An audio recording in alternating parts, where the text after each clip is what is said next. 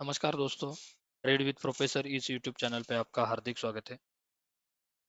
जैसे last video में हमने बताया था कि अगर निफ्टी इसके ट्रेंड लाइन के ऊपर अगर क्लोज मिलता है, हमें लग रहा था कि इसके ऊपर गैप अप ओपन हो सकता है, लेकिन ट्रेंड लाइन के नीचे ओपन वहीं से एग्जैक्ट सेम रिवर्सल आया और वो भी अच्छा खासा 250 से 300 पॉइंट का रिवर्सल निफ्टी ने यहाँ पे दिया। और ये जो हमारा रजिस्ट सपोर्ट जोन था उसी पर निफ्टी आकर रुक गया है। तो फिर अभी हम क्या प्लान आउट कर सकते हैं? हमारे लिए जो इम्पोर्टेंट पॉइंट था, हमने जो मार्क किया था वो 5155 था। इसके नीचे क्लोजिंग नहीं आना चाहिए था, लेकिन इसके नीचे अभी क्लोजिंग आया हुआ है।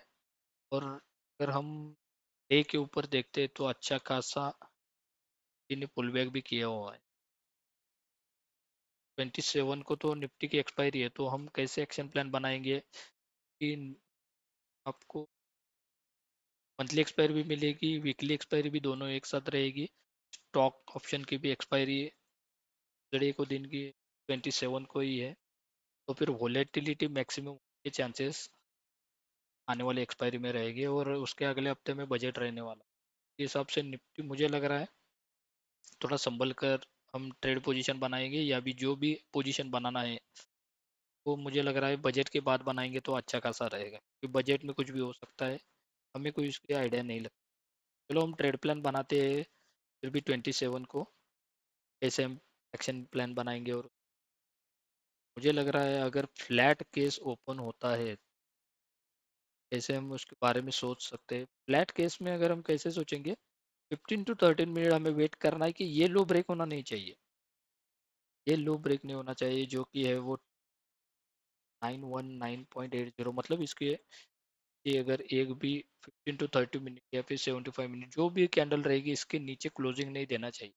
इसके नीचे क्लोजिंग देना चालू कर देती है तो आप ई के साइड की तरफ देख सकते, लेकिन ई की साइड की तरफ मतलब डाउन साइड की तरफ, क्योंकि नीचे अपने को सपोर्ट यहाँ पे ही मिलने वाला है अभी 24600, नहीं तो 24775, इसके अराउंड हमें टारगेट मिलने के चांसेस रहेंगे। जब इसके नीचे क्लोजिंग मिलेगा तभी ये बहुत मुझे लग रहा है पॉसिबल है।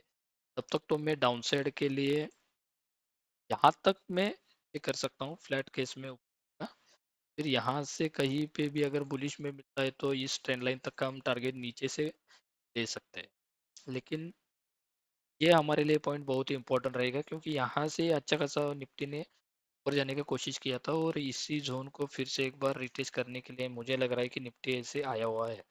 तो फिर फ्लैट ओपन करके निफ्टी यहीं पे अगर अपना 30 मिनट स्पेंड करता है और ऊपर चलना चालू करता है था, तो निफ्टी मुझे लग रहा है कि 25,600 तक का टारगेट तो 27 को कंप्लीट करने ही वाला है, ऐसे मुझे तो लग रहा है यहाँ। लेकिन यहाँ से नीचे वो क्लोजिंग नहीं देना चाहिए।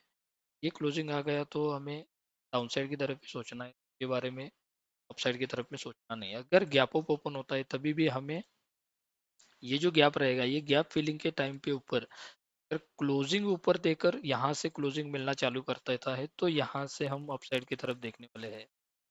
और उसके बाद अगर गैप डाउन मिलता है, ये गैप डाउन इसी रेंज के यहाँ पे मिलता है और इसको ब्रेक नहीं करता है तो अप साइड की तरफ देखना है। अगर इसके नीचे क्लोजिंग मिलता है तो 24,700 तक का तो मैं टारगेट लेके ही चल रहा हूँ।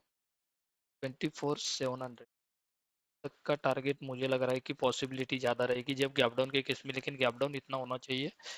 ये जो लाइन रहेगा इसको मैं मार्क ही कर देता हूँ ताकि आप भी मार्क कर सकते हो। ये यहाँ पे इसके नीचे क्लोजिंग देता है, इसके यहाँ पे एक हमें सपोर्टिंग कैंडल मिलती है।